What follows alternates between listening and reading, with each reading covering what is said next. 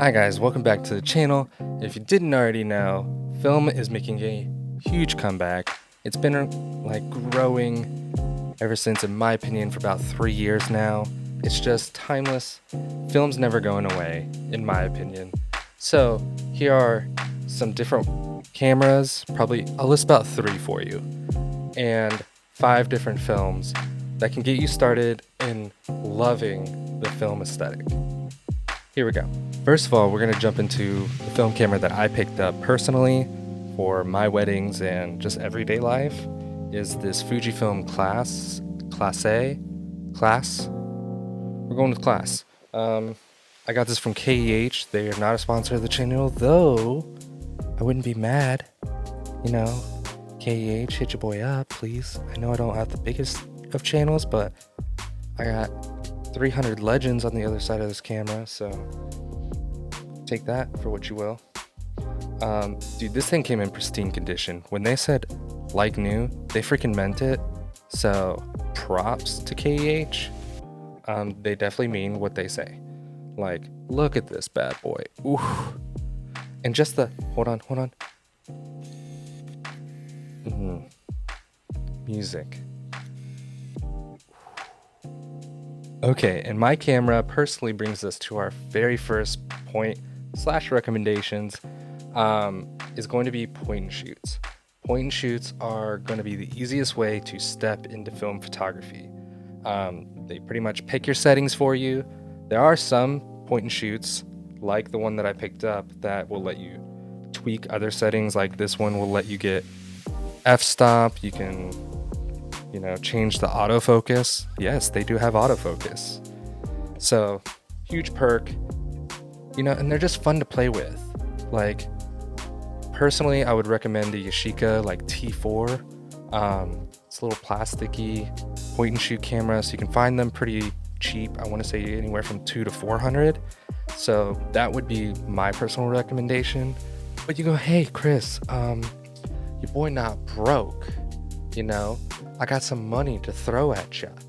And to that, I say, okay, well, go buy, in this case, the Leica Mini Lux. Or if you really got budget to blow, go buy the Contax T3 or T2. Like, those things are just outrageously priced right now for what they are. I'm sorry, someone had to say it. They're pretty cameras, they do great, just not worth what people are wanting for them. Just saying. Anyways, moving on. Alright, so next up on the list would be something a little more technical, to where, let's say, you want to dial in the settings and stuff like that. I would say more of an SLR, like this Canon AE1. This is my old dusty boy here. He's been broken for a hot minute. He still whines and fires. But yeah, that's a dead shutter. So, like, you can find these for so cheap. You can find them for maybe like $100, $200 on like Marketplace or even eBay. So these are great little pickups. The Canons break kind of easy, just throwing that out there. But you can easily pick up like a Nikon F2 or F3 or any of them. So you have that. A baller version of this would definitely be the Leica M6. That thing is just beautiful, but I am not dropping $5,000 ever on a film camera. Sorry, it's just never gonna happen. Anyways, moving on.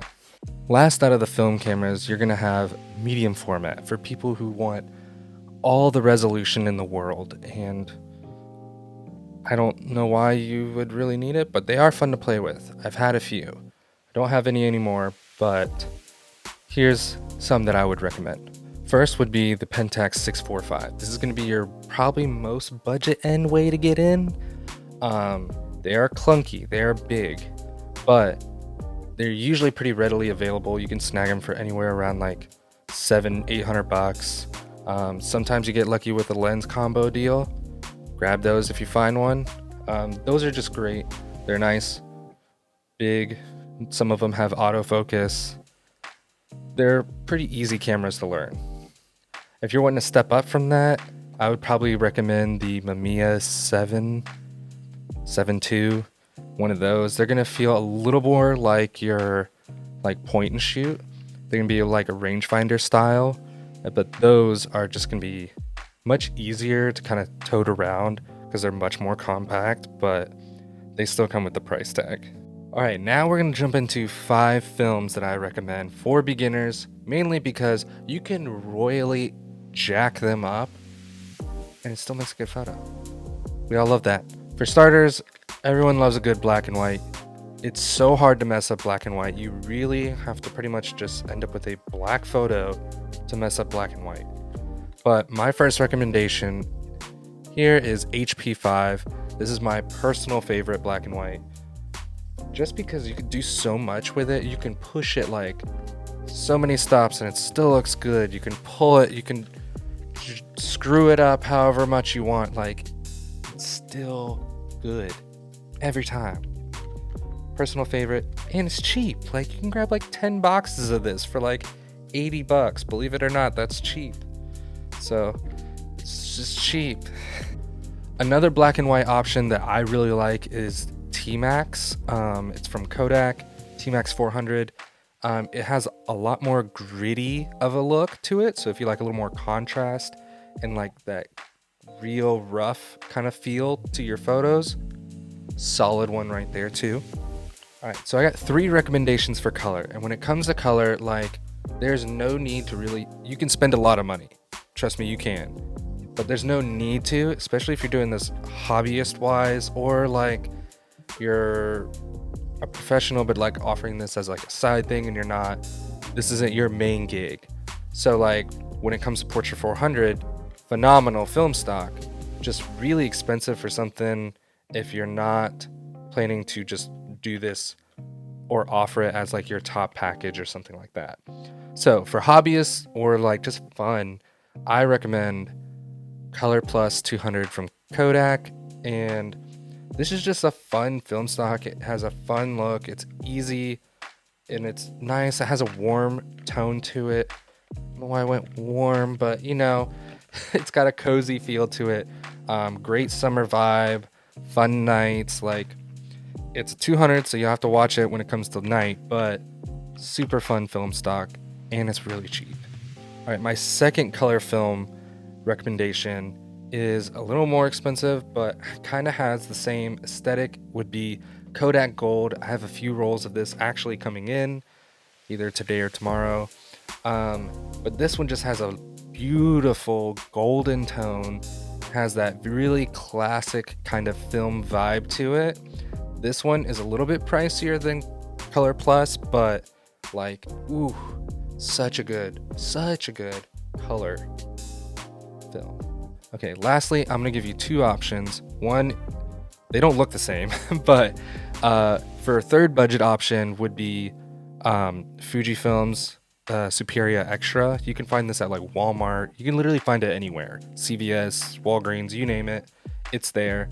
It's it has a greenish tint to it, so it has like a different vibe than the ones I've currently shown you. But it's super cheap, easy, fun to play with, like easy to throw in like a point and shoot for a family vacation or anything like that. The other one I'd recommend is one I've mentioned earlier, which is Portra 400. You can jack this thing up so badly and still have a good photo. Like, this is why I consider it a professional like film stock, is because you can mess it up so bad and still have a good photo. So, and if you know what you're doing, you can mess with it and get a more customized look in post with that film stock. So hopefully you guys enjoyed this video. Please like and subscribe for hopefully more videos like this. This was fun to do. I love film. Hopefully you guys do too. And if you're just getting into it, reach out if I've mentioned some things that you were confused about. Like, I'm more than willing to answer your comments or reply to help you guys get into film. Like, I don't know what this is, but we're doing it. And signing off. Peace.